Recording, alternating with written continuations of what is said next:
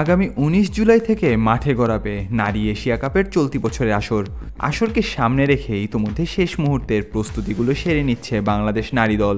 শ্রীলঙ্কায় বসছে এবারকার এশিয়া কাপের আসর, যেখানে গ্রুপ পর্বে বাংলাদেশ লড়বে শ্রীলঙ্কা, থাইল্যান্ড ও মালয়েশিয়ার বিপক্ষে।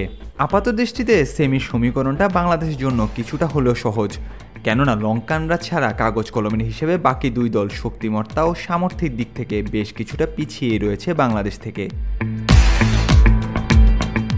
এশিয়া কাপকে সামনে রেখে গত মাসেই ১৫ সদস্যের দল ঘোষণা করেছিল বাংলাদেশ ক্রিকেট বোর্ড।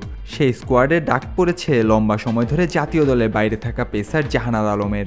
আর ফিরেই আসন্ন এশিয়া কাপে দলকে সেমিতে দেখছেন তারকাই পেসার। একসময় বাংলাদেশ নারী ক্রিকেট দলে নিয়মিত সদস্য ছিলেন জাহানারা, কিন্তু পারফরমেন্সের দিক বিবেচনা করে গেল বছরের জুলাইতে ভারতের বিপক্ষে সিরিজ থেকে বাদ পড়েন তিনি। এরপর থেকে দীর্ঘ ১ বছর জাতীয় দলের বাইরেই থাকতে হয়েছে তারকা এই পেসারকে। তবে আসন্ন এশিয়া কাপ দিয়ে আবারও দেশের হয়ে মাঠে নামার অপেক্ষায় জাহানারা। ডিপিএলের গেল আসরে আবাহনীর হয়ে খেলেছেন জাহানারা।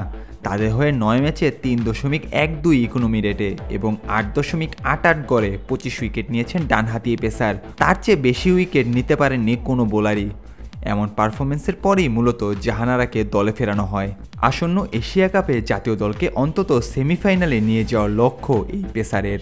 এশিয়া কাপের দলের টার্গেট ডেফিনেটলি ফার্স্ট টার্গেট আমাদের সেমিফাইনাল খুব ভালোভাবে খেলা, এবং আমরা এখানে একটা ইকুয়েশন আছে আমাদের, যেটা আমি মনে করি যে আমরা যদি গ্রুপ চ্যাম্পিয়ন হয়ে সেমিফাইনাল খেলতে পারি, সেই ক্ষেত্রে হয়তো পাকিস্তানের সঙ্গে আমাদের সেমিফাইনালে ফেস হতে পারে।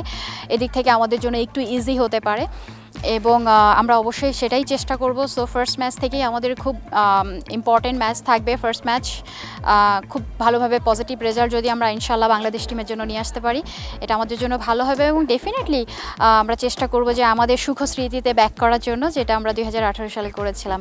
এবং আমার পার্সোনালি নিজের টার্গেট থাকবে যেন আমি প্রত্যেকটা ম্যাচে খুব ভালো কন্ট্রিবিউট করতে পারি দলের জয়ে। লম্বা সময়ের গ্যাপে কিভাবে তিনি শান দিয়েছেন নিজেকে, সেটিও জানান জাহানারা বোর্ডের সেই ভিডিও বার্তায়। একই সঙ্গে দলের প্রয়োজনে নিজেকে সদা প্রস্তুত রাখারও নিশ্চয়তা দেন তিনি। বাংলাদেশকে আরও একবার প্রতিনিধিত্ব করতে পেরে বেশ রোমাঞ্চিত জাহানারা। আলহামদুলিল্লাহ, দীর্ঘ ১ বছর পর জাতীয় দলে আবার ব্যাক করেছি। আল্লাহর অশেষ রহমত, শুকর আলহামদুলিল্লাহ, শুক্রিয়া জানাই আল্লাহর প্রতি।